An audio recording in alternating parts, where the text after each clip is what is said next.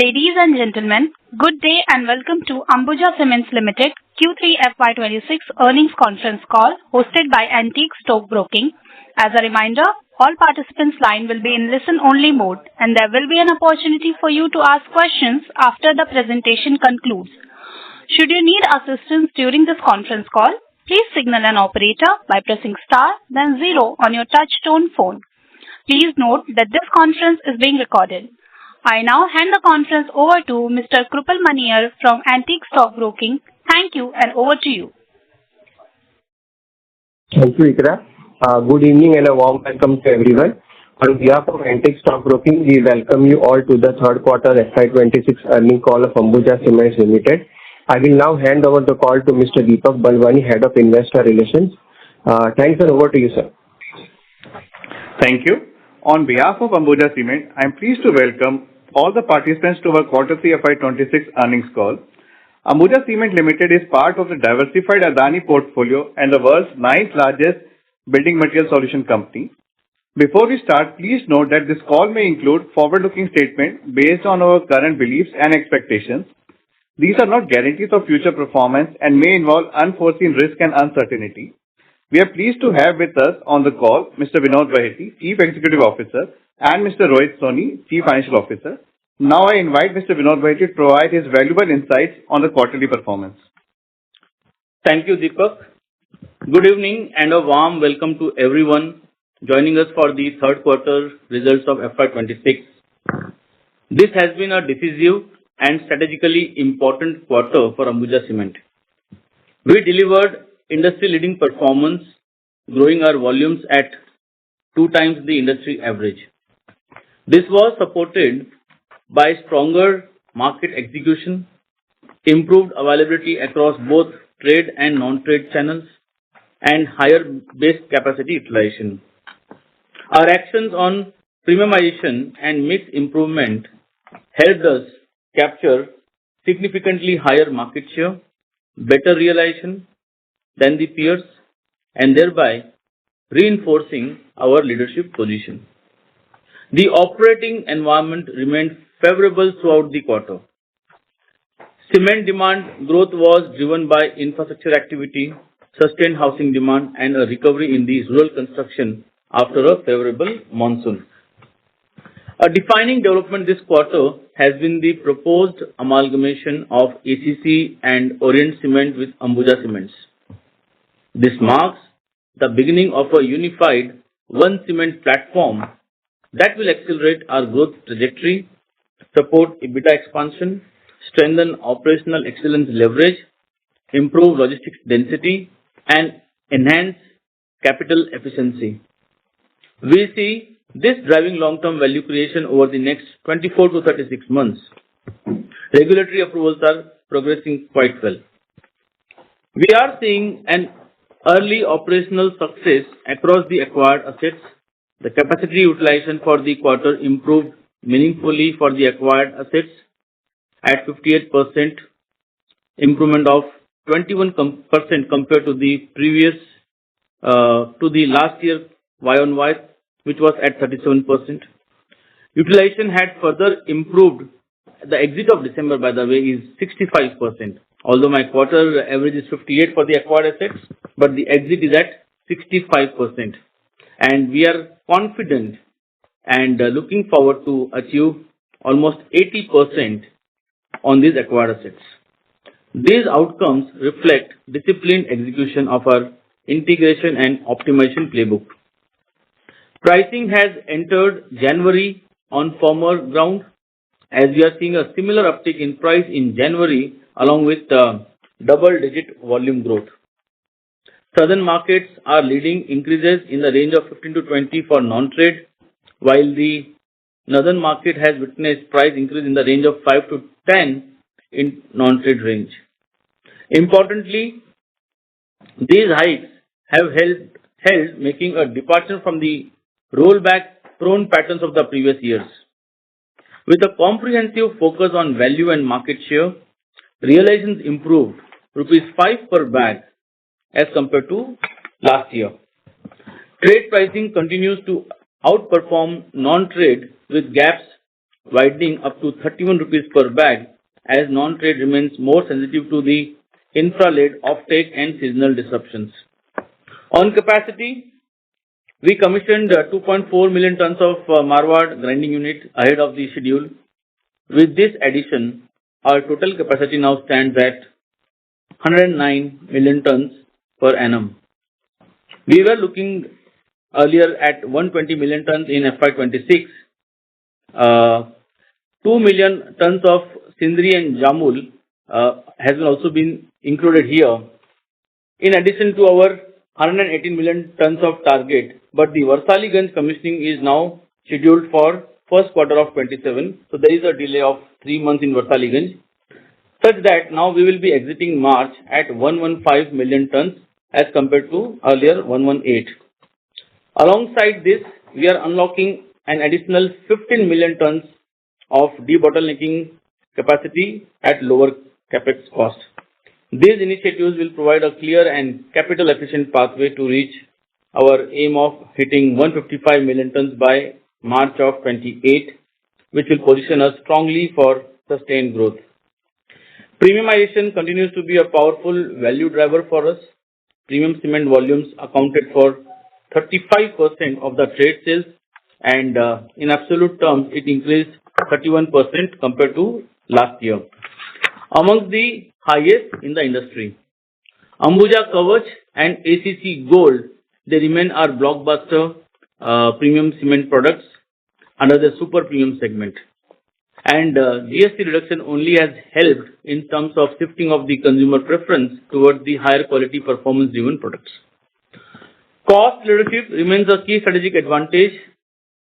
Although I'm sure you have seen that in this quarter my costs have gone up, and you would be keen to know about the reasons, but I can only give in more details when I come to the cost part. But we have delivered visible Y-on-Y reductions across the value chain. Kiln fuel cost declined by 6%, power cost reduced 15%, green power share increased by 15% to now 37%, and logistics cost reduced by 1%. Our narrative on reaching 3,650 rupees per ton of cost by March 28 continues. Little bit more on the cost, so that while our December quarter comes at 4,500 rupees a ton as compared to our September quarter, it is almost 250 rupees hike. Right in the beginning, I can highlight that these are like specific one-time expenses, because my exit of December is below 4,000 December month. So that this 4,500, I would say, is an aberration of one of these initiatives. For example, the brand transition, the B2B and the B2C segment. As you know that we have introduced and more larger amplification of Adani Cement brand. We have also done a substantial overhauling of the assets of Sanghi, Penna, which has seen a significant capacity improvement. I must also tell you that Sanghi is now operating, the December month exit is almost at, for clinker, 80% and for cement 65%. Penna is also showing a very healthy improvement in the capacity utilization. There were one or two plants which had some unfortunate equipment failures, and one of them was Tandur for the Penna and Jamul for ACC. But these are like under now going to be operational very soon. So these are like expenditures which have come in terms of the quarter, but this will not be there for the March quarter. Therefore, exit of December already, as I said, we are below 4,000 rupees a ton. Coming back to my commentary, our renewable energy footprint now stands at almost 900 megawatt, strengthening both sustainability and cost resilience. The real benefit of this 900 megawatt, friends, will come in coming quarters, because many of this power as of now I am selling in the market, because it will require certain approvals in terms of consumption at my sites, but that will happen very soon, and therefore the benefit will significantly come in the coming quarters. But the good thing is these assets are operational and I am able to sell this power in the market.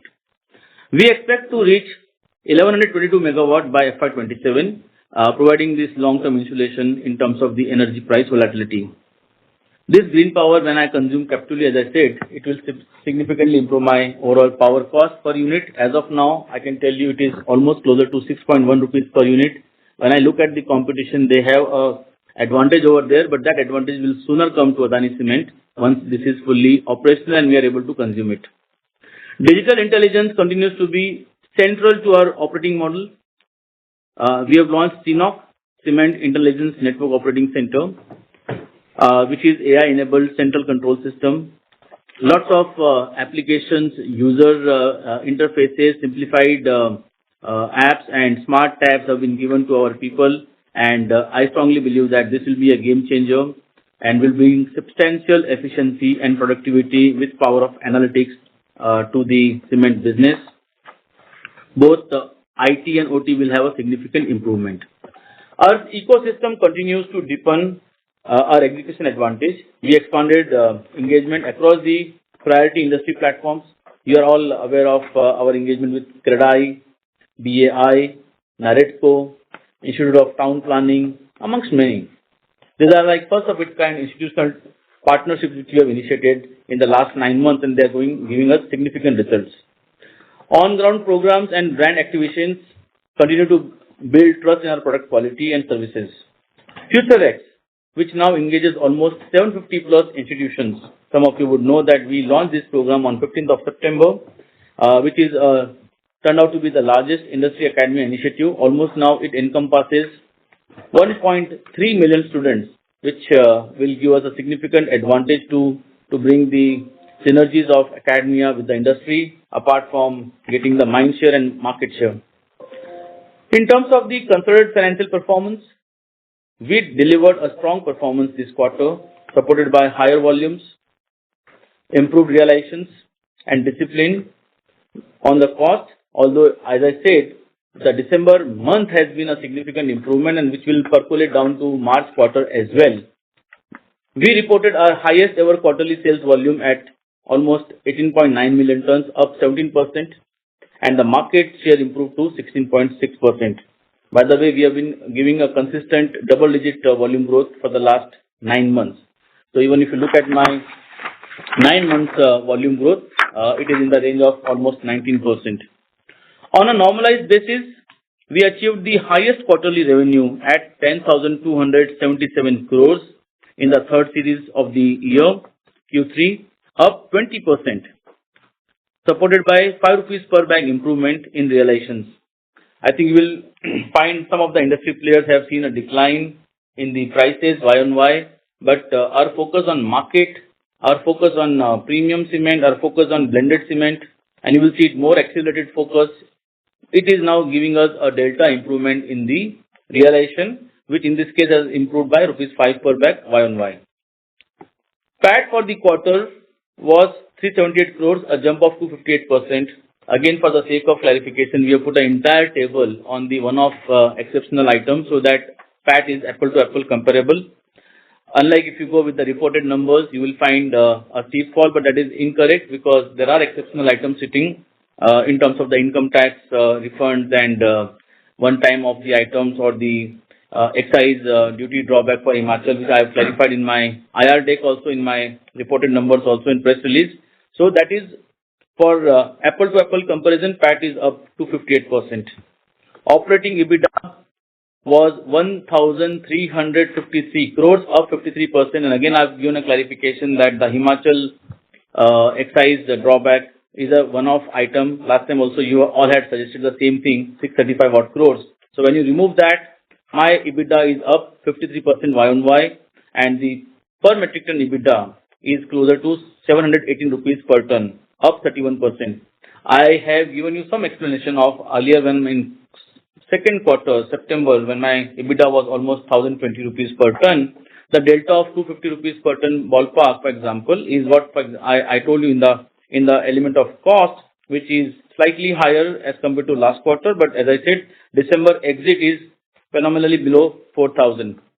The EBITDA performance was supported by Y-on-Y basis 2% cost improvement. Kiln cost declined 6%. Of course, I can tell you that the kiln rate is better for me, but the kiln efficiency, I'm still, when I look at some benchmarks, I'm still at 25 to 30 kilocalorie heat consumption higher, which is an area which is clearly earmarked for us to run down. Power cost reduced by 15% on back of the green power share, which is increased by almost 15%, and my logistics cost. And there's a good scope for me to further reduce my logistics cost, but as of now it is reduced by say 1%. The diluted earning per share for the quarter is 82 paisa. Net worth is almost at 70,000 crores, to be precise 69,854 crores, and it increased by the 361 crores, which is equal to closer to the PAT which we have made for the quarter. Company remains debt-free, CRISIL and CARE AAA stable, and A1 plus ratings, which are the highest in the country. From the operational excellence, friends, our operations have strengthened on back of disciplined execution, capacity expansion, and network optimization. And in terms of the low capex logistics initiatives, which for example are on the track, some of them, for example, so we have already ordered the vessels, almost 7 of them, which will be delivered to us by somewhere like mid of 27.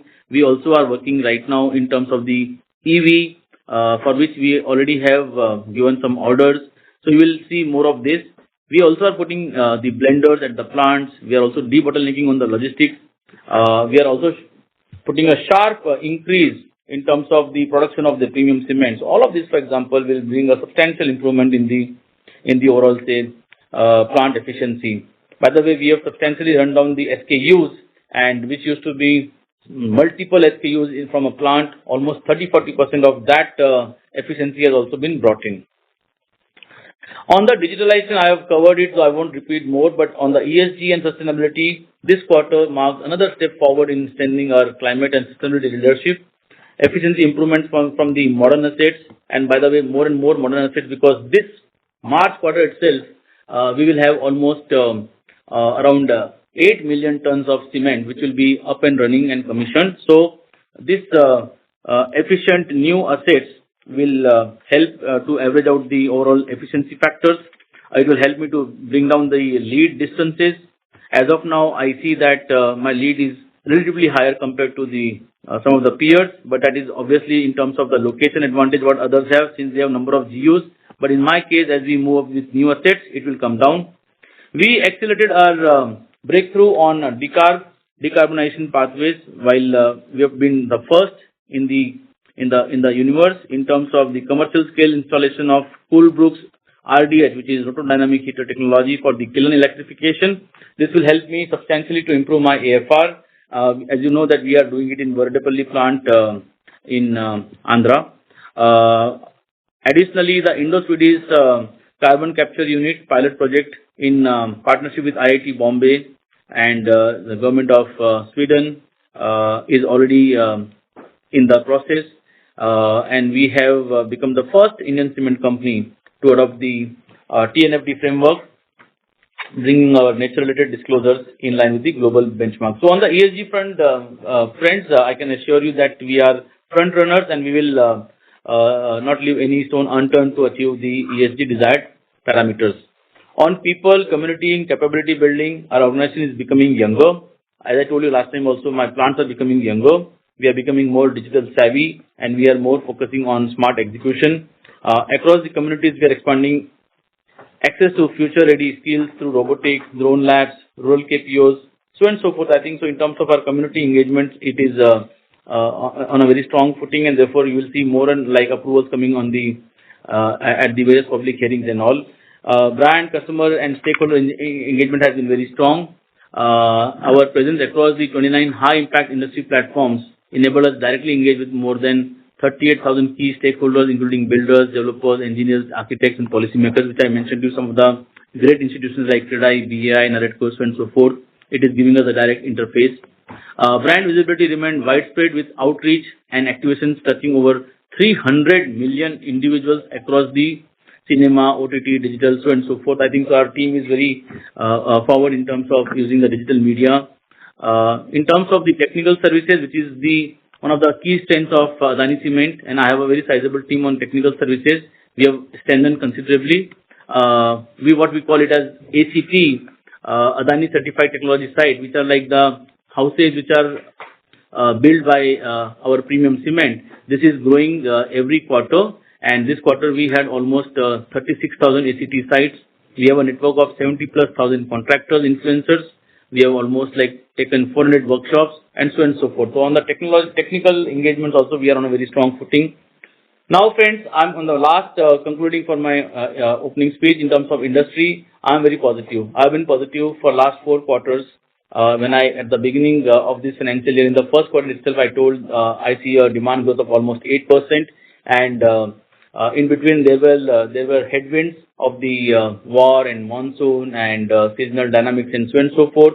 But you are seeing a strong revival coming back, and therefore FY26, I strongly believe the industry will close at almost 8% growth of demand, which resembles also 1.1 times of the GDP of almost 7.5. So demand comes to around 8%.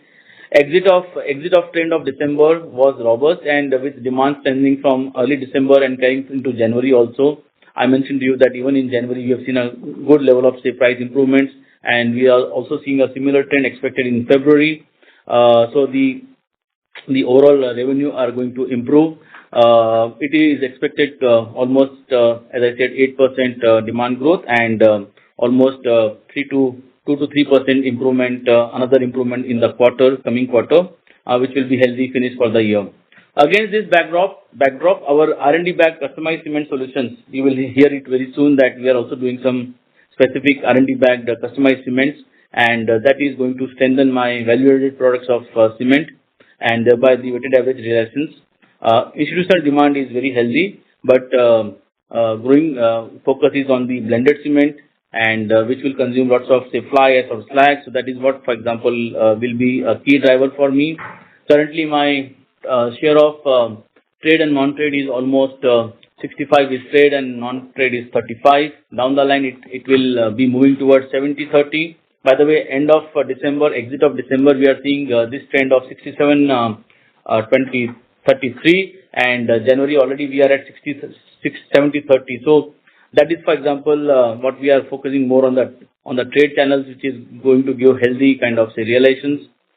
Overall, strategies are working very well on the market-led leadership, and the cost leadership is going to unfold in quarters to come, as already started with December at almost below 4,000, and I'm seeing the same trend which will follow through in the March quarter. And needless to mention that all the benefits of AFR, WHRS, green power, new cement capacities gives me lots of confidence that our journey to achieve 3,800 rupees per ton of cost by March 27, 3,650 by March 28, that conviction and confidence continues. Thank you, although it was a little longer, but I thought I will go into more details. But now back to the moderator. Thank you very much. We will now begin the question and answer session. Anyone who wishes to ask a question may press star and 1 on their touch-tone telephone. If you wish to remove yourself from the question queue, you may press star and 2. Participants are requested to use handsets while asking a question. Ladies and gentlemen, we will wait for a moment while the question queue assembles.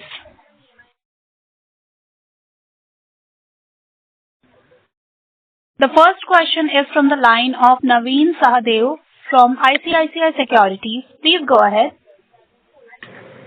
Yeah, good evening, sir. Hello. Yeah, Naveen, good evening.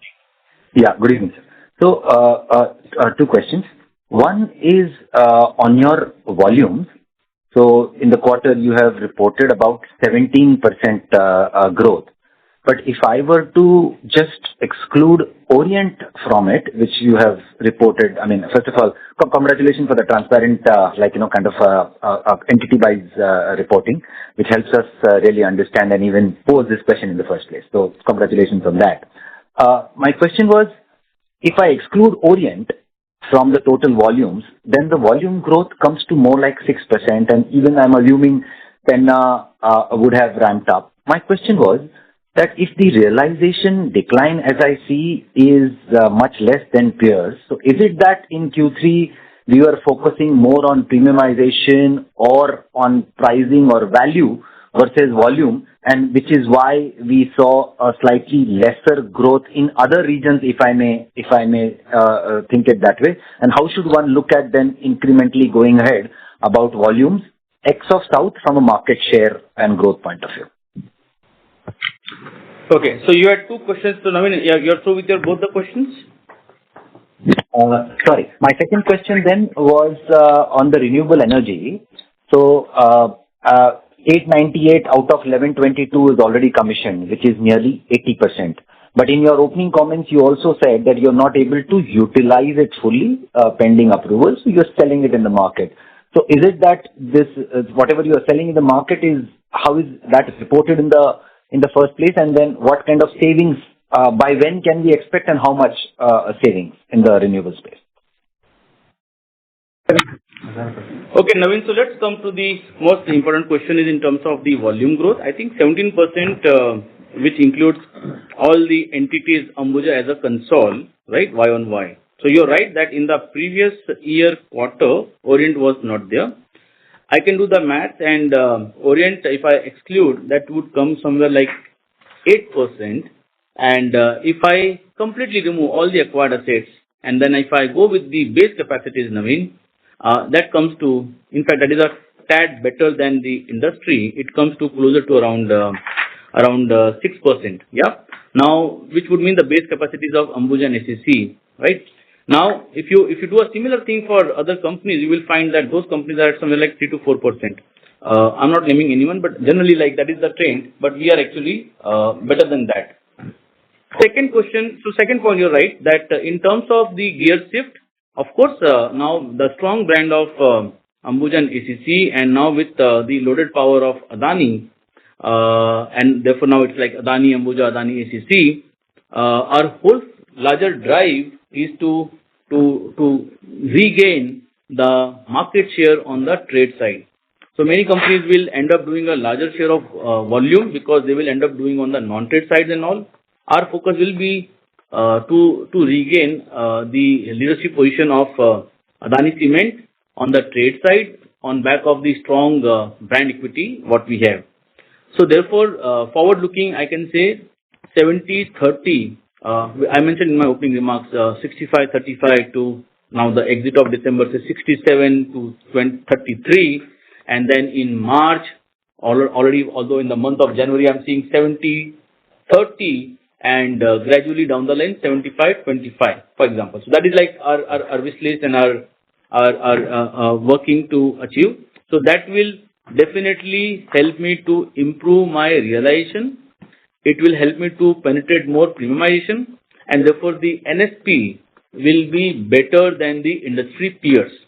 This is a clear earmark strategy, and which is played in the month of in the quarter of December. And more so you will see it actually being played in the month of January as well as coming quarters. Which also brings another point that the digital strength will help me more in direct engagement with and simplified working with the dealers and therefore the retailers and therefore the end customers. Therefore, I'm very confident the whole logistics and the technology optimizers and the algorithms will help me on a speed of orders and all. So therefore, the blended cement and the trade will be a higher growth percentage. Coming back to your question on the renewable energy, as of now, renewable energy, there are two factors. One is certain government approval. Second is also that my capacities when they come up and running. I told you like 8 million of the grinding units. Then also the clinker in Bhatapara, line 3, the clinker in Maratha, which is expected in first quarter of the next year. Clinkering facilities obviously consumes more power. So as things move forward and when my new capacities come fully operational, they will be able to draw more power. Pending that, therefore, you can say that I am ahead in terms of power, and therefore I am also able to sell those power in the market. And I have a combination of both wind power and solar power. As of now, this income of power, it resides under the other operating income in the P&L. Yeah. So that is how it is. If I net it off in my power cost, then it will be much lower. But from an accounting perspective, right now this third party sale is residing under the other operating income. Yeah, thank you. Thank you, sir. Thank you. The next question is from the line of Ritesh Shah from Investec. Please go ahead. Yeah, hi, sir. A couple of questions. Sir, first is, how are we looking at the JP assets which are now sitting at AEL? Would it make logical sense for Ambuja to digest it based on what AEL decides upon? That's the first question, sir. Yeah, you complete Ritesh, and then I can in one time I can. Yep. Yes, sir. And sir, second question is more on accounting. In ACC press release, we have written that plant maintenance from next fiscal will be amortized over 12 months. I just wanted to understand the rationale for it. And the other accounting related question was in the notes to accounts. Again, we have indicated that with respect to coal sales as other operating income, now basically we net it off under power and fuel. In the earlier quarters, we have seen something similar for sales promotion expense. So just wanted to understand the thought process for the all three line items. One was maintenance, second is coal sales, and third is promotion expense. Thank you. Yeah, Ritesh, thank you. Good observations. First, Ritesh, on the JP assets, last time also I think a similar question would have had come rather, and I said that AEL is a separately listed company and it would be better that this question is asked to them. As of now, I will keep it on an arm's length basis, and therefore I would say no comments right now from Adani Cement from Ambuja on this.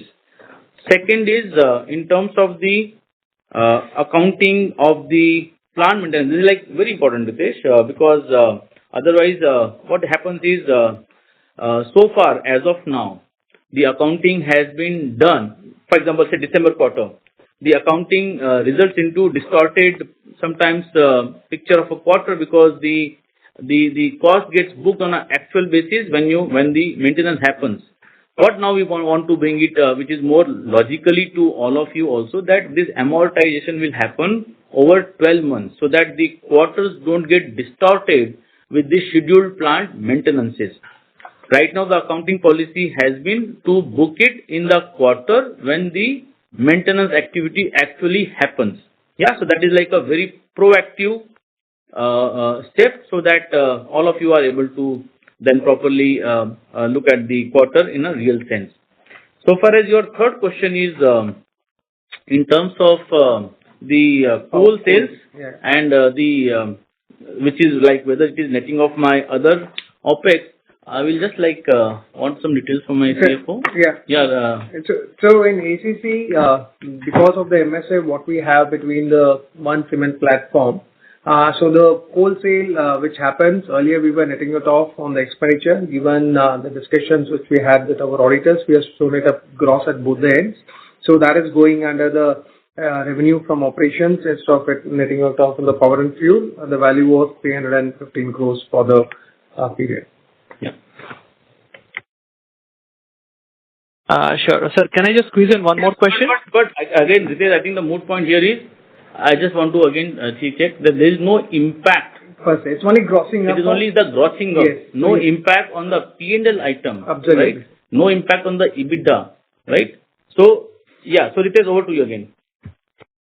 Yep. And the last question was basically how should we understand the change in inventory on a sequential basis at Ambuja Concall level? Change in inventory, like what is your question specific? It's moved from minus 30 to minus 84. The swing is quite substantial. So, okay, Rohit, you want to address that? So Ritesh, if I can answer here, I mean, if you take in quarter two, that's where we have a big swing, and that's predominantly on account of the stock buildup which happens in the quarter. That's the seasonality of the business, which is a low quarter sale from that perspective. So you will have buildup on the cement stocks. You also have a buildup on the clinker stocks, which gets pushed out in quarter three, quarter four, and quarter one. That gets smoother now. So we see in this current quarter, we don't have much of it reflecting it. It's predominantly on build-up of the quarter two which we have. Otherwise, it's a seasonality which impacts. Otherwise, nothing more to add out. Sure. Thank you so much for the answers. Thank you. Thank you. The next question is from the line of Rahul Gupta from Morgan Stanley. Please go ahead. Hi, thank you for taking my question. My first question is, in the September quarter, you had mentioned that a majority of consolidation of Orient and Sangi related costs were largely behind. In fact, there was around 42 rupees per ton of maintenance related cost in September, which should have subsided in this quarter. Now, can you help us understand what exactly is driving OPEX higher Q on Q? Any quantification over here would be helpful. And my another question is, by when can we expect clarity on the expansion?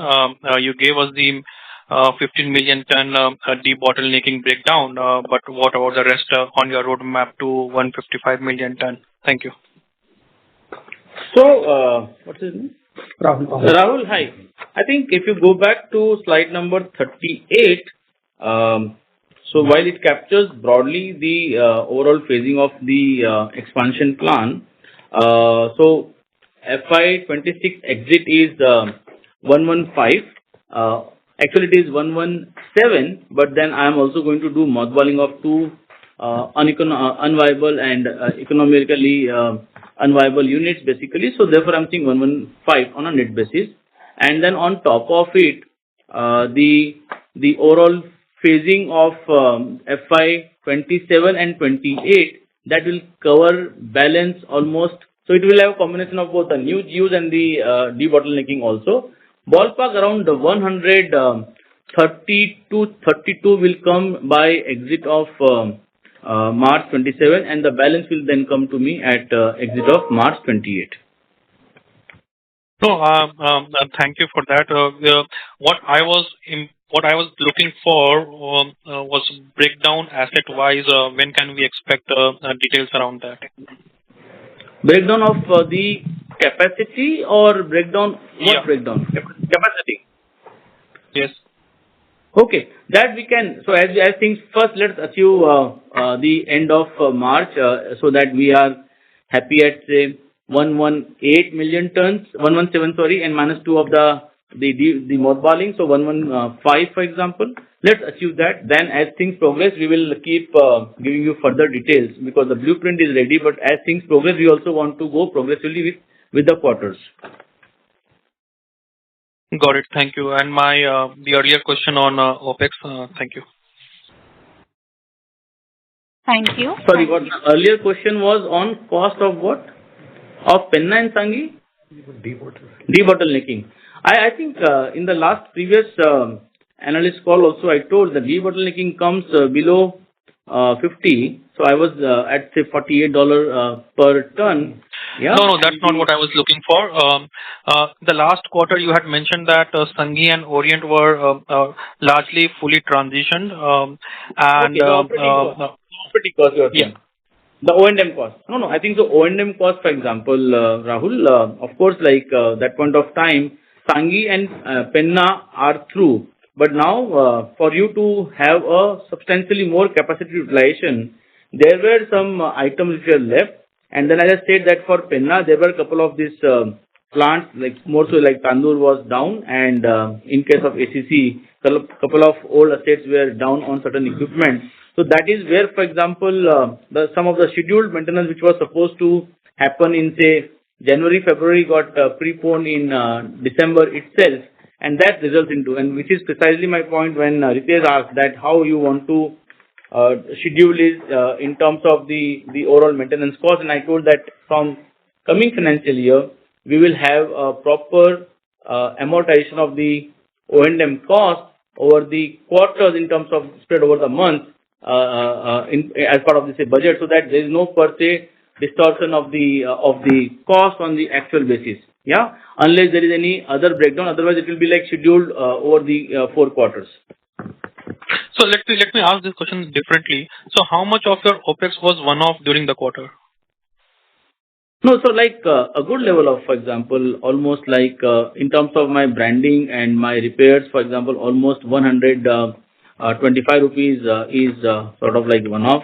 In terms of my higher freight, because sometimes you then go with a larger lead and it is almost like 25 to 35 rupees higher per ton.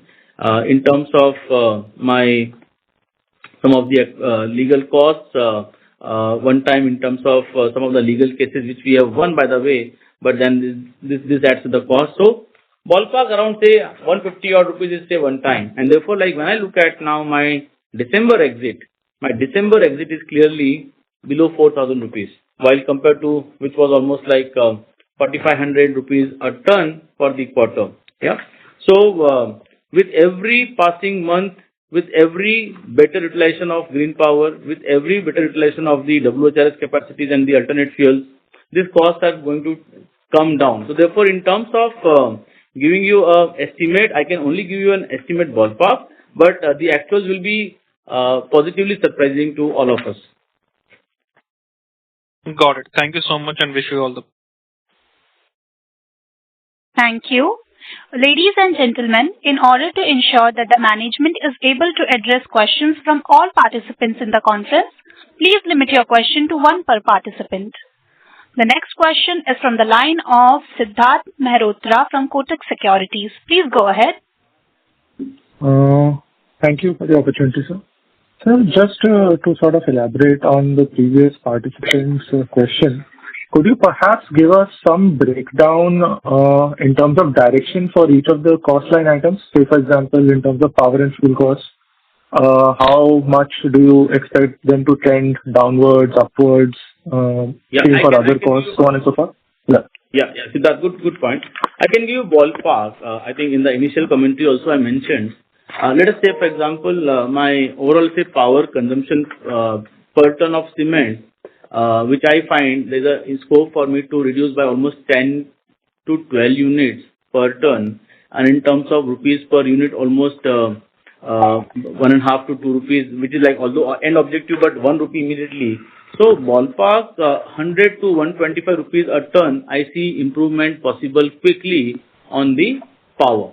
While my end target is by FY28, 4.5 rupees per unit as compared to 6.1 rupees in terms of my power cost, and my consumption almost, which is from here I can improve by almost minimum 15 units. But as of now, I'm thinking 10 units is quite possible in the coming quarters, and this 1 rupees reduction. So like let us say around 150 rupees, 100 to 125 rupees reduction on the power cost. On the fuel, almost like power and the fuel is almost 150 rupees reduction is what, for example, we would like to peg ourselves, and back on the strength of on the strength of the new assets which will come to us, which will reduce my overall say fuel the heat consumption, and with every passing quarter my fuel cost is coming down, and that you will see further trend. Look at the raw material, like now fly ash and all with the group synergies, we will be benefiting on the fly ash. We are putting up the BCFC rakes all across the major centers of consumption, which will bring me benefits of logistics. So on logistics part, for example, when I look at it, almost 150 rupees reduction is what we are targeting to, and on the raw material, almost 100 rupees. So plus minus around say 300 to 350 rupees is what, for example, will come, and that should come to bring it down my cost to almost 3,800 rupees. Again, as I think, exit of 27 of March and 3650. But this is like, for example, as I said, positively will surprise with every passing quarter.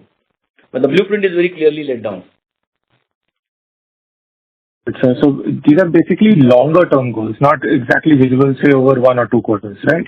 No, they will come down, because as I said, like the moment my line is ready for commissioning, Bhatapara, for example, line 3 is commissioned and it is ramping up. Maratha will come in Q1. This quarter, 8 million tons of cement will come. They will all be geared up to consume green power, which is right now, for example, which we are selling in the market. So like it's not like mid to long term. It will be possible to consume as they start ramp up on an immediate basis also, number one. The moment they commission and get giving commercial production, this 8 million and all, the efficiency immediately improves because these are all efficient new kilns as compared to my almost the existing old assets. So like this combination will give you quick returns on a quarterly basis. So every passing quarter will give you the improvements. Needless to say that, as I mentioned, the revenue pattern also will keep improving because all these new assets and all will be focused on premium and trade sales focus, blended cement focus. Many of my rakes, BCFC rakes are getting delivered. So like typically once in almost 3 to 4 rakes gets delivered a quarter. The moment they get delivered a quarter, it straight away helps me to deploy for movement of fly ash on railway logistics, and therefore the blended cement portion will go up. So I think don't look it as a long term. Look it as every passing quarter kind of action. Got it, sir. Just one bookkeeping question, sir. What would be your guidance for CapEx for, say, the next couple of years? So CapEx, Siddharth, as I have also highlighted in the investor deck, around ballpark for the growth part, say ballpark 8,000 odd crores, and for the efficiencies and all another say 2,000 odd crores. So I would peg it, but this is like a modular kind of say capex because basis the various opportunities. My foremost focus remains and continues on capacity utilization of my existing assets. So that is like straight away helps me to bring substantial KPIs improvement, and therefore this capex, when I indicate to you, it also will be a factor of how the existing assets also spans out in terms of utilization of the capacity and all. But ballpark, yeah, 10,000 odd crores you can consider. Over 2 years, 3 years? No, this is like I'm saying yearly capex. Annual capex. Okay. Annual. Got it. Thank you. Thank you. The next question is from the line of Amit Murarka from Axis Capital. Please go ahead. Yeah, hi, good evening, and thanks for the opportunity. So, just on your expansions, while you have put out the numbers, but specifically on the clinker unit, which is Maratha and the Rajasthan clinker unit and Penna, by when is that expected to commission now? Oh, good. So like Penna, Amit, thank you. Penna is expected in this quarter itself. Okay. We is being targeted somewhere like third week of February, but hopefully like mid of February. Yeah, so this quarter itself, the commissioning will happen. And so far as Maratha is concerned, I mentioned earlier, it is expected somewhere like in Q1 to Q2. I would just keep a buffer of 1 quarter. So Q1 to let us say Q2. But so Bhatapara and Penna Marwad, Bhatapara is commissioned, Penna Marwad in February, then Maratha somewhere like in Q2 kind of scenario. Sure, understood. And beyond these then, which are the other clinker units that you plan to take up in order to reach that 155 million ton of grinding? Again, good question, Amit. Thank you. See, primarily for me, the engines of growth in terms of clinkering, Bhatapara remains my engine of growth so far as East is concerned. Sanghi is my engine of growth so far as West is concerned. And in terms of South, we have Wadi and Chittapur basically. But primarily Sanghi is where we will grow. Mundra we are already expanding in terms of the calcium sludge based cement basically. You are aware of that. And Bhatapara which I mentioned. So, and another important thing is for North, Marwa. Marwa remains my major, for example, mother unit in terms of the expansion. So the clinkering lines will be more primarily as a brownfield expansion, and therefore the benefits of brownfield capex and therefore the economies of scale and all will come. That's how, for example, the whole blueprint will emerge, and all the GUs are therefore, and BCTs and all. A good thing is railways have also come out with the bulk movement discount policies, our tie with Concall. So, in fact, my capex actually will be a tad lower because now instead of GU, you can also very well plan BCT and the advantage of fly ash the group has. So, this will get the model is getting now re-emerging because of these various dynamics which are positive for the industry.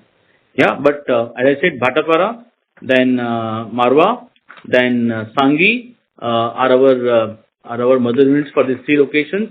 And in south, I have Chittapur and Wadi, which are like primarily our growth engines in south. Thanks a lot. That's very helpful. And also on grinding, when will you be coming out with more details on the 24 million ton, which you have mentioned for 27 and 28?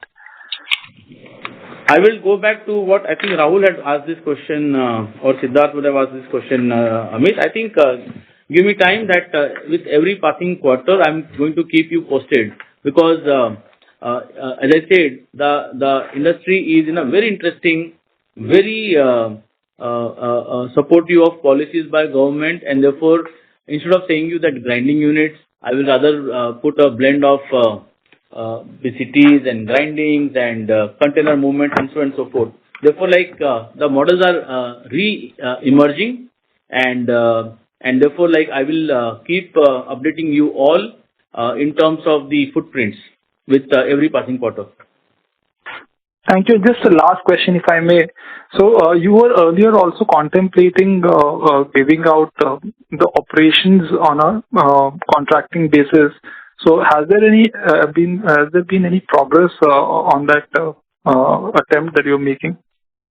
I must appreciate, Amit, you have been keeping so close track. Of course, yes. Whatever we are discussing with you on every investor call, we are moving our journey on that. So, in terms of the outsourcing also, I must compliment my team and the efforts which has been coming out that we are in a good momentum on that, and you will hear positive things on that part as well. Okay, that's all from me. Thank you very much and best wishes. Thank you. Thank you. The next question is from the line of Rashi from Citibank. Please go ahead. Thank you. My first question is on cost. Sorry to, I know you had several questions on cost. But just to understand this, you mentioned that in the second quarter, the costs were 4,250 and that's gone to about 4,500. And as of the close of the quarter, you are at 4,000. Are these numbers correct? That is true, Rashi. Okay, so then, and you also mentioned that the one-off expenses in the quarter were about 150 rupees or so. So from 4,500, if I remove 150, I come to 4,350. But that 350 is such a fast decline. Like, how did that quick decline come from like the quarter to current?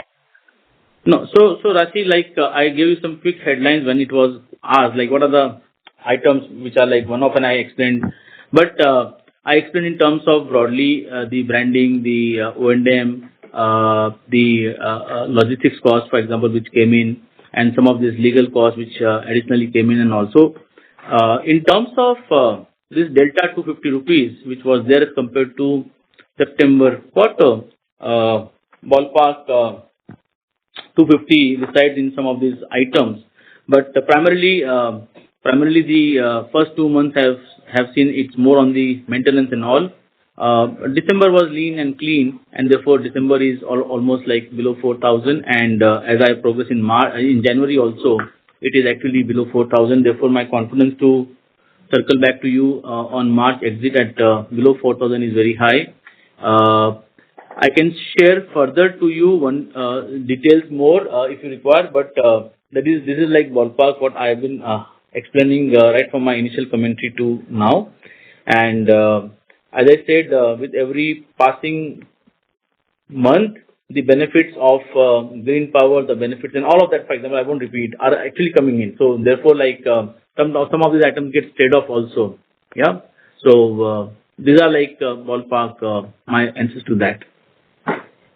Okay. And on pricing, you mentioned that in the south, non-trade prices are 15 to 20 rupees a bag. In the north, 5 to 10 rupees a bag. Are there any increments in trade as well, or it's just only in a non-trade segment? So there is an improvement on trade also, but the level of speed of growth is more on non-trade and as compared to trade, because the downfall also was much accelerated for non-trade, and therefore the corrective action happened. But of course, yeah, even in the trade segment, it has improved. Yeah. And good thing is now, again for South also, for example, our focus on the blended cement, and I'm happy to share that some of the first kind of initiatives in terms of Penna assets where the blended cements are now moving out from the factories, just like 2 days back, that started. I'm also happy to share with you that in Bombay, the blended cement in form of premium cement, otherwise Bombay is more of a OPC market. But Bombay also, for example, we have launched our premium cement and it has got a huge response positive. So, yeah, so I think coming back to South has seen trade also improvement, and South will see more of our blended share of cement improvement in an accelerated manner. Would you be able to quantify on average where your realizations today are versus the last quarter? Rashi, that would be too much of details, but basically, but I can ballpark tell you that yes, things are improving. I think all clusters, all zones, and good thing is like the brand equity is now pulling a good level of demand from the customers, and the Adani added advantage of brand actually is bringing lots of positive euphoria in the supply chain partners. So you will find the benefits coming in every passing quarter in terms of market realizations. Got it. And just one last question from me. Your balance sheet is suggesting there's a slight decline in the cash quarter on quarter. Could you explain that, please? Oh, like Rashi, when you are looking at commissioning 8 million tons of cement, obviously it will have a capex outgo. All your clinkering of 8 million tons, which will be coming right now from Penna to Bhatapara, for example, to the commissioning of Maratha. All of this is a planned scheduled capex, and therefore primarily. But if you look at like obviously you know that from March to June and from June to September there has been this acquisition of Orient and all. So Orient, if you keep it aside, which was almost like outgo of 6,000 odd crores, but if you keep that aside, huge capex which is there in terms of the capacities which are getting added, and the volumes growth will come in coming quarters. Understood. So capex in 9 months is how much? Total growth and efficiency? So in terms of capex for the 9 months, it is ballpark around 6,000 odd crores, and I would put the run rate, and therefore I'd given initially that almost 10,000 is what we are expecting between growth and efficiency, and for the next 3 months also, for example, another 3,000 odd crores. So this will be ballpark 9,000 odd crores for this year, and the same plus minus say 10% run rate we will follow passing years also. Got it. Thank you. Those are my questions. Thank you. The next question is from the line of Jyoti Gupta from Nirmal Equity. Please go ahead. Good evening, sir. Thank you for the opportunity. My question is on your slide number 10, where you have said that the cost reduction would be 4,000 per metric ton March 26 exit. 9 months we are averaging around 4,000, roughly 4,300. So can I assume that last year, fourth quarter, I did 900 odd EBITDA per ton, and with the improved conditions in the first 2 months of this quarter, can I see that improvement reflecting in the EBITDA per ton? So maybe 900 plus 300, or maybe anywhere close to it could be the EBITDA per ton for fourth quarter. And can we end the full year with something like 1,000 plus EBITDA per ton? So Jyoti, I can give you commentary on cost. So far as EBITDA has 2 elements. Therefore, of course, I have hinted that and informed basically that January price momentum is very positive, and therefore you will see that upside in terms of price also, and of course on the cost which I mentioned that exit of March it will be below 4,000. So you can expect improvement overall. But what would be 4 digits or 3 digits? I would not give a forward-looking EBITDA. But are we sure we'll be around 4,000? Will we average 4,000 full year? I'm giving exit of March, Jyoti. Yeah, so that's a full year. So अगर quarter 4 भी 4,000 होता है तो भी there is significant improvement. For the month of ये तो 26 का number है ना, March 26 का है. तो March 26 में अगर हम 4,000 हो रहे हैं, and we are already 9 months average of roughly around 4,300. So that 300 rupee per ton improvement should reflect in the fourth quarter alone, which means overall, कुछ तो EBITDA में दिखना चाहिए, sir. No, Jyoti, it will be definitely, but just like put the numbers properly. When I say March exit, in this case, I'm meaning of March month exit. Yeah. So therefore, like you do your math on that basis, and like in terms of price and EBITDA, the cost, definitely the performance improvement will come on EBITDA. ठीक है sir, thank you so much. Yeah. Yes. Thank you. Next question is from the line of Jashandeep Singh Chadda from Nomura. Please go ahead.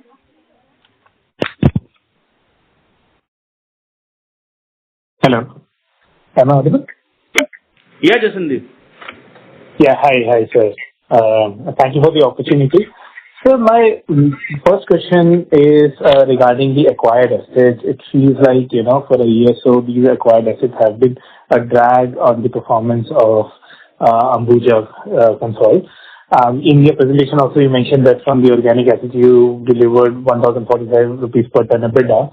I just wanted to understand from the management point of view, from the strategy point of view, by FY27 end, what are the utilizations that you're targeting from these assets? What is the internal EBITDA per ton target?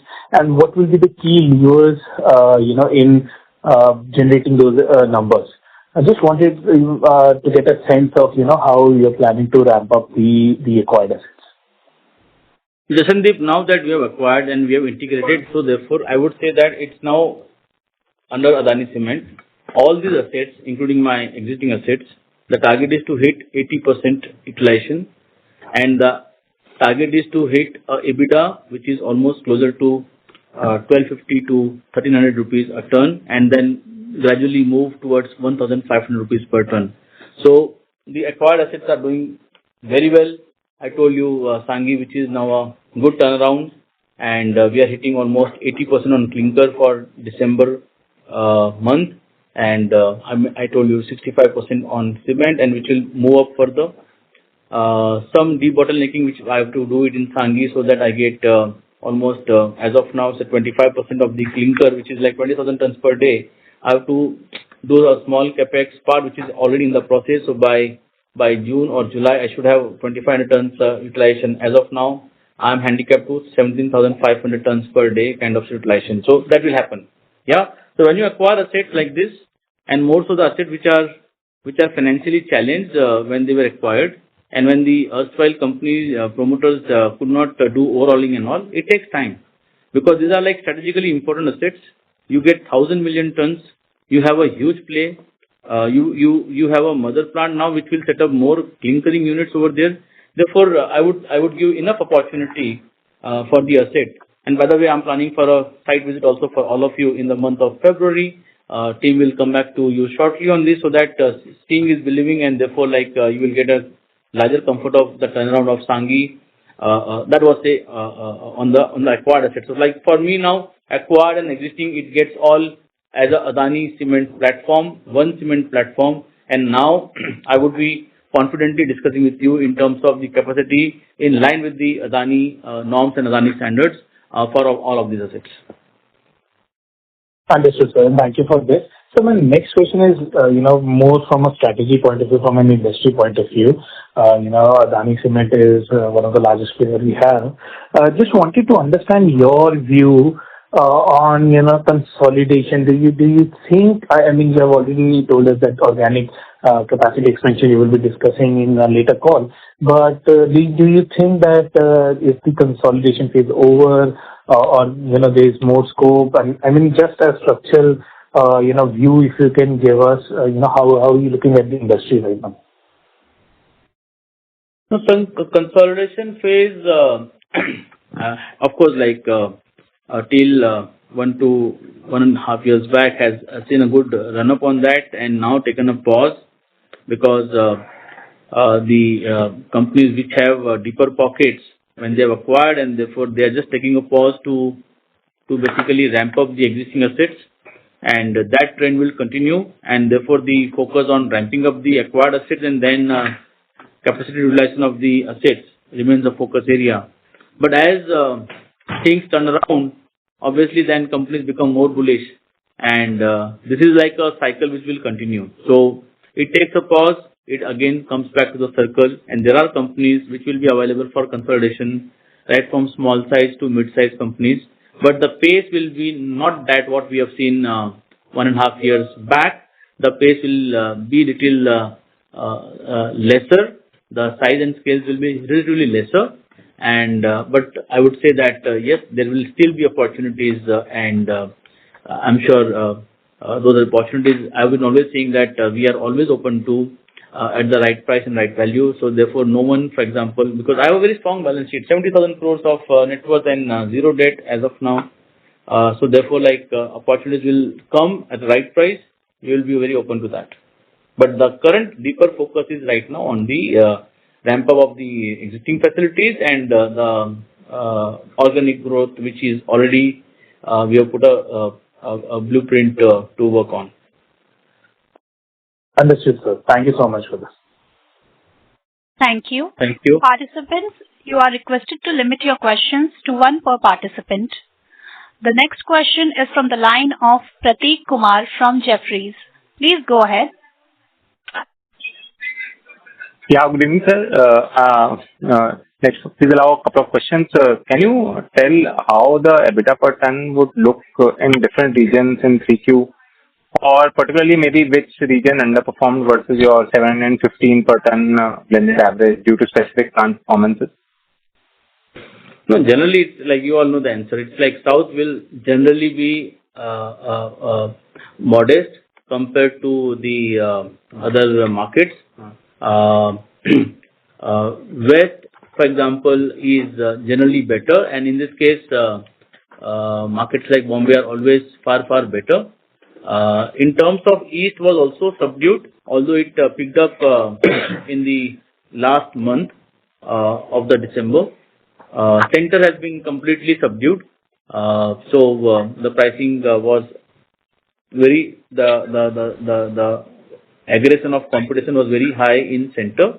North, you will generally find the north and west clusters are generally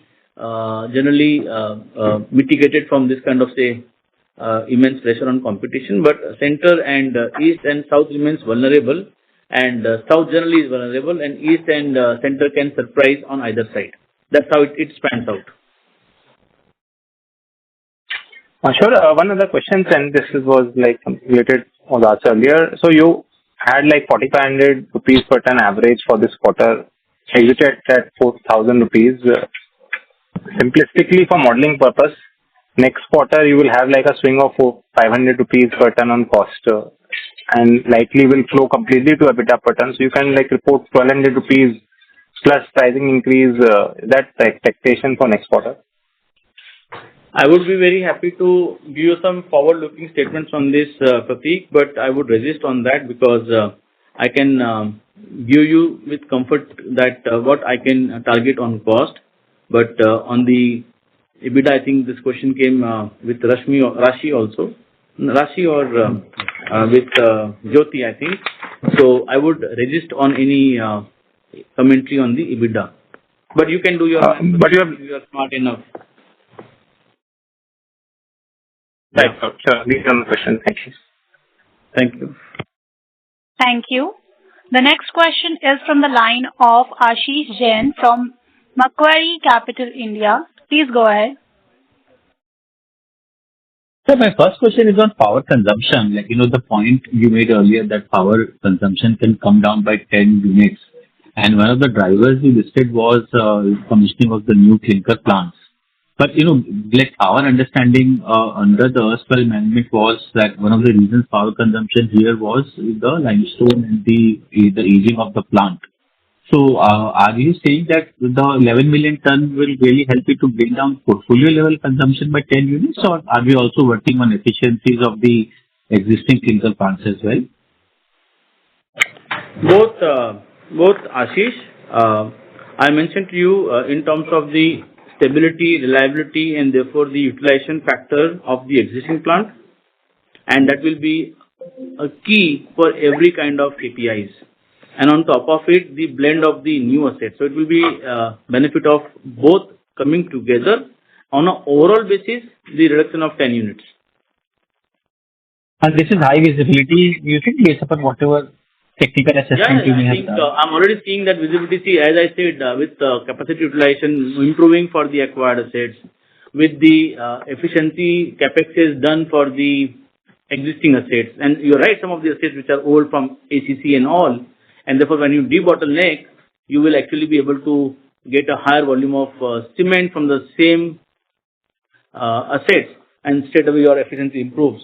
So there's a high degree of visibility on that, and that's how I think we have done our math on that, and then come up with this weighted average reduction of minimum 10 units. Right. So secondly, again, I understand that, JPSS are with AEL and you don't want to comment on it. But in case, let's say those assets come to us, then will it be like incremental above 155, or you will have flexibility in the existing potential pipeline and you will still stick to 155 by FY28?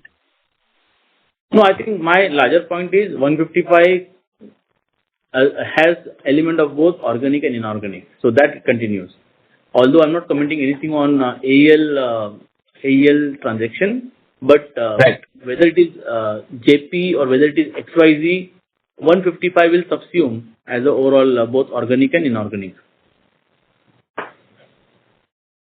Got it. Okay, sir. Thank you so much. That was very helpful. Thank you. Thank you. The next question is from the line of Pinakin from HSBC. Please go ahead. Yeah, thank you very much, sir. I have two questions. My first question is again going back to the costs, which were very disappointing this quarter. So over the last 2 years, the costs have been volatile, and going forward, while you maintain the guidance of costs coming down, there will also be a lot many new capacities which will ramp up, which will have lower utilizations to start with. So shouldn't that cost also be a drag? So, I'm just trying to understand the cost picture.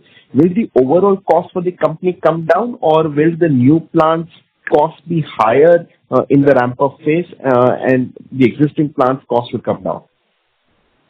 No, good. I think good, Pinakin. First, your question is in terms of volatility. I think I wanted to address that part when I said that the accounting of this O&M cost, which should actually ideally get amortized logically over, say, 12 months, so that volatility comes down, point number one.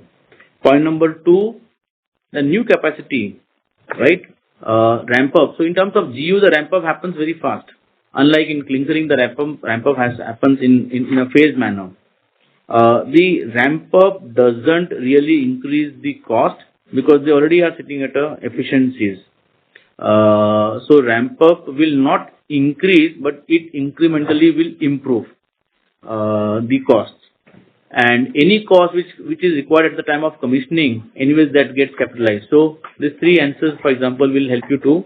So volatility answer is right. In cement, if you do it on an actual basis, it becomes volatile, and therefore, like, I will take those corrective steps in terms of equalizing in terms of the quarter, so that it is not on an actual basis, but it is properly amortized. Number two, in terms of capacity, I mentioned to you, and therefore the new capacities don't tend to increase the costs.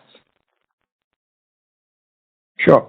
My second question is on the capacity number 155 million tons. So the pipeline of 24 million tons, which includes both organic and inorganic. While there will be an inorganic element which you cannot detail right now, but given that you have given a target for capacity as of 2 years down the line, when can we expect the organic capacity roadmap to be detailed out? Because it's just trying to wonder that if the capacities are not detailed, then how confident we are of that March 28 number? No, I think in terms of the end target for FY27, we are at around 135 million tons, and then it moves to 155, right? So I think end target for the year is there. Now, in terms of the question was specific GUs and all, that I said that we will come back with every quarter, so that whether it is GU, whether it is bulk cement terminal, whether it is container terminal, I think lots of options have now come out, and we have the synergies and advantage of the power plants, and of course on our arms and all, but we have the advantages wherever, for example, we can very easily now put up some of the BCTs and all.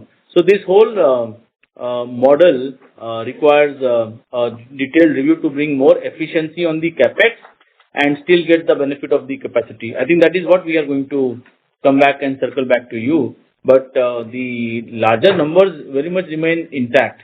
Second, as I said, that focus will be to spread the existing assets much better, smarter and efficient, and therefore at any stage when we are able to meet the same demand and market share with spreading of the existing assets, I think 5-10% here and there cannot be basically ruled out, because that is where, for example, the whole opportunity will be to bring more efficiency in the existing assets. So 155, 135, 115, 115, these are like three ladders to the next, say, 3 fiscal years, and plus minus 5-10% when you are able to achieve your capacity utilization. That's whole, like, part of the whole strategy. Got it. Thank you very much, sir. Thank you. The next question is from the line of Ashish Jain from Macquarie Capital India. Please go ahead. Hi, sir. Thanks for the follow-up. We are at, say, 6:20, so I would say, like, maybe last 1 or 2 questions. Yeah, Ashish. Sure, sir. Yeah. Sir, thanks for the follow-up opportunity. Sir, I just had one bookkeeping question. So earlier on the call, did we comment that 315 crore of coal sales is booked differently this time, which is both in revenues and cost, which was earlier being netted off in the power cost? And is that the reason why our realizations are flat sequentially and our cost is also significantly higher? Is that one of the reasons? No. That's not the... So Rohit will answer you on this. So that's not the reason. It's just a gross up and gross down from accounting perspective. So all the numbers what we report, they don't consider that. We report it from the management, this thing. That is just a gross up, gross down. Nothing to do with any of the numbers what we report. But affirmation of prices. So affirmation that NSP is not influenced on that. No. Affirmation number 2 that EBITDA is not influenced on that. These are 2 points. Now, Rohit, if you want to still clarify. Yeah. Sorry, sir, if I can. Sorry if I can. But is that accounting change effective this quarter on coal booking? If you can just clarify that. Yes, it is there in last quarter also. The value was less. Might be in this quarter it's a value bit larger. That's the only thing. It has been there in the past also. So can you give the value for the previous quarter, please, if possible? I have for the current quarter. For the past quarter, I'll pull it up and I'll ask Deepak to share it with you. Sure, sir. Thank you. 315. So for the current quarter, 315, and previous quarter, while the next question comes, if we are able to dig out, then we will tell you. Otherwise, Deepak can separately inform you. And I'll again clarify, Ashish, this is only at ACC level. Otherwise, at Concall level, everything is eliminated because all these things are within the one cement platform, what Mr. Baheti was trying to explain. At Concall level, 0, 0, 0. So again, I think this is like coming as a question again. My point is, Rohit, and we can just confirm. Again, 2 things. EBITDA is not influenced. No. Price is not influenced. No. Right? And it's purely accounting. Absolutely. And it nullifies. Absolutely. And absolutely nullifies at the Concall level. So friends, this is like very, very clear, so that, and then any specific further details, circle back with Deepak. Great, sir. Thank you so much. Thanks, sir. Yeah. Thank you. Thank you. The next question is from the line of Rajesh Ravi from HDFC Securities. Please go ahead. Hi, sir. Good evening, and congrats on very detailed presentation and the discussion. My few questions. You have talked about the 3 clinker units which will get commissioned over next 3 to 4 months. For FY27, are there specific targets beyond these 3 clinker which would get commissioned? And also, could you share demand outlook for Q4 overall? How is the industry growing? And my third question, what we have seen, and I remember a few quarters back, you had alluded to this, that there's a lot of value unlocking you're doing in ACC and Ambuja, which is below the EBITDA, the tax, refunds which you're securing or getting it cleared for prior periods. So some discussions around that, please. Your first question is in terms of the new kilns beyond. So there are 4 of them right now in the discussion. One is, so of course, your 3 one which you said, and the 4th one which I mentioned was the Mundra, right? So this together, for example, right now 16 million tons, because each of them is say 4 million. So 4 into 4, 16 million into ballpark 1.5. So you have 24 million tons GU. Right now I am sitting at say 109. So 109 plus 24, we are at say 133, 135, which I mentioned. Yeah. So this is how, for example, this no, the 8 is included in that, no, GU. So basically, these 4 kilns are very much there in terms of process, and then I mentioned that Bhattapara, Sangi, and Marwa Mundwa are our centers of growth from clinkering perspective, and sooner that you will find our additional announcements and narratives coming on the capex program for the. By the way, Assam also we have signed up. We have entered into agreement with the government in terms of setting up another one line of 4 million Assam, which is the 5th one, by the way. So which is like brings to you 20 million tons of clinker. Yeah. So Assam, Mundra are let us say Mundra is still a brownfield because we have a great ecosystem there. Assam is greenfield, and Maratha is brownfield, and Penna anyways is in a fairly advanced stage, which will be up and running in February. Great, great. And on the demand outlook and value unlocking through tax refunds for prior period? Tax refunds of the prior period, I think we have done a major effort on that and unlocked the working capital. I think we have also, if I give you a ballpark, we have resolved a substantial of the legal cases also, so we are extending our balance sheet from that perspective. I hope you are not asking me about the past year refunds and all. I'm more like forward looking. I think your question is more about the forward looking. No. The tax refunds which you have secured for both ACC and Ambuja in the past few quarters, quite sizable relating to prior periods.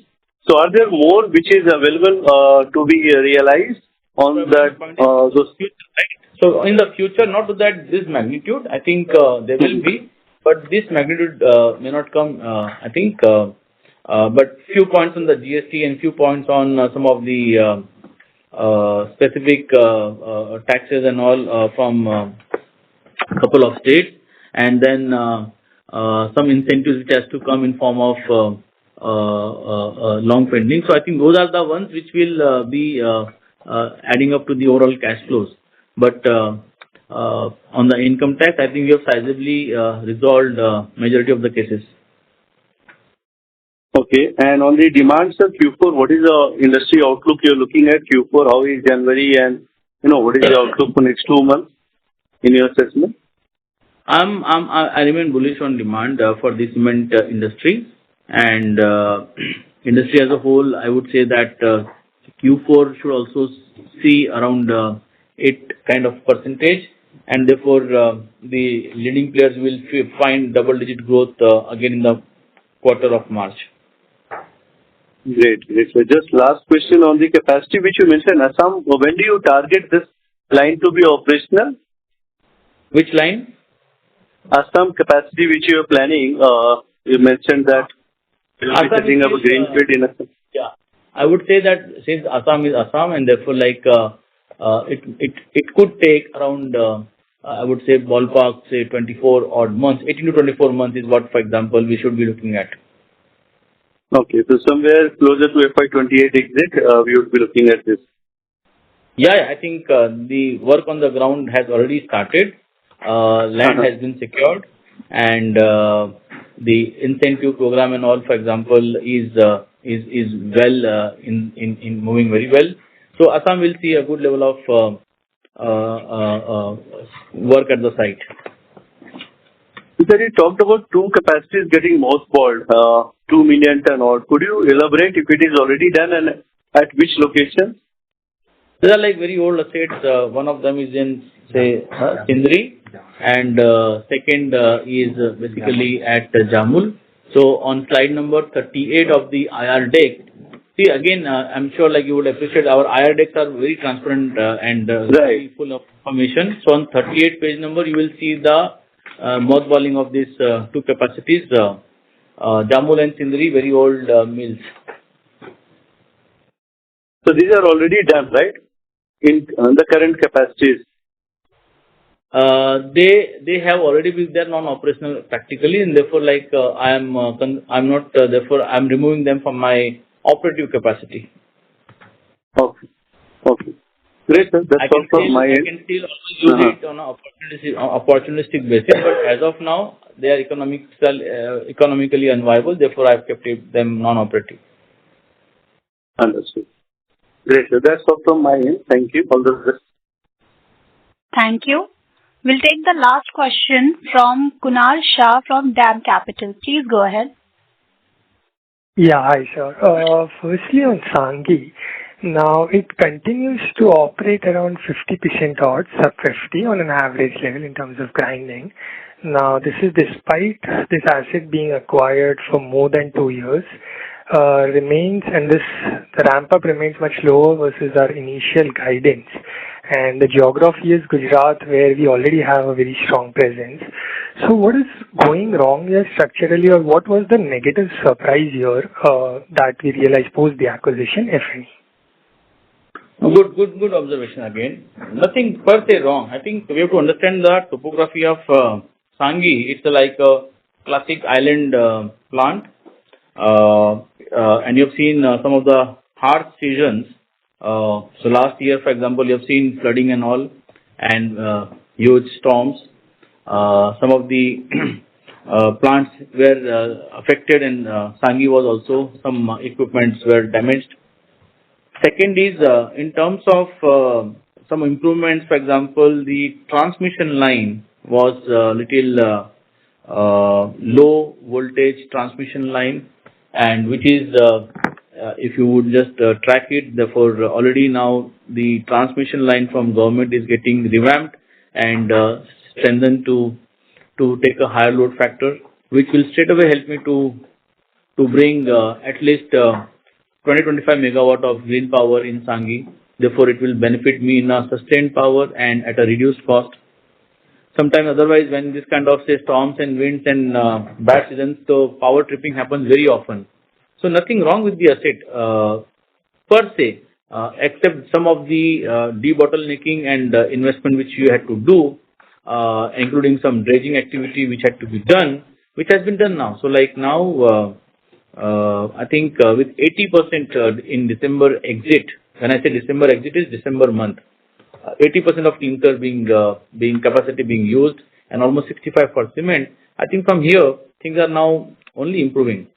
Earlier you would see that the colony was also, the plant life was very badly managed, but it takes time for us to also revamp the whole quality of life over there, the infrastructure, the facilities, and therefore I'm very eager to take you all now to Sanghi, and therefore the right contractors, the right talent will also now move in. Earlier becomes a very mofussil area.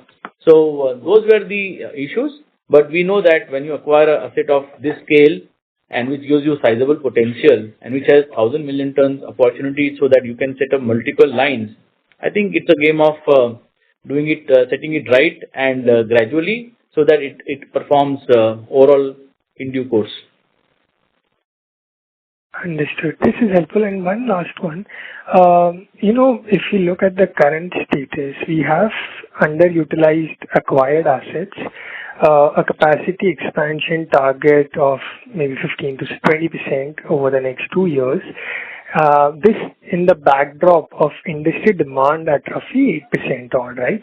So how are we thinking on volume growth targets over the next 2 to 3 years? Or is there any guidance that you can give on volume growth or capacity utilization or market share? That would be helpful. See, volume will be growing double digit. I mean, while my base will keep increasing, but double digit is what we are expecting. But it is very important for me to highlight that we are balancing it between volume and value, and therefore you will see more accelerated improvement on my realization, on my blended cement, on my premium cement, and therefore even at the risk of losing some low EBITDA volume, which we will do, but we will play a balanced game of volume and value. Understood. And one last bookkeeping. Can you just give Penna's utilization levels both on clinker and grinding if possible? Penna ballpark is for the month of December is ballpark 52 to 55%. And as I mentioned, like this asset of Tandur of Penna was down, but now it is going to be up and running in the next week or 10 days. And therefore, like you will see a good level of utilization, sharp improvement in Penna assets.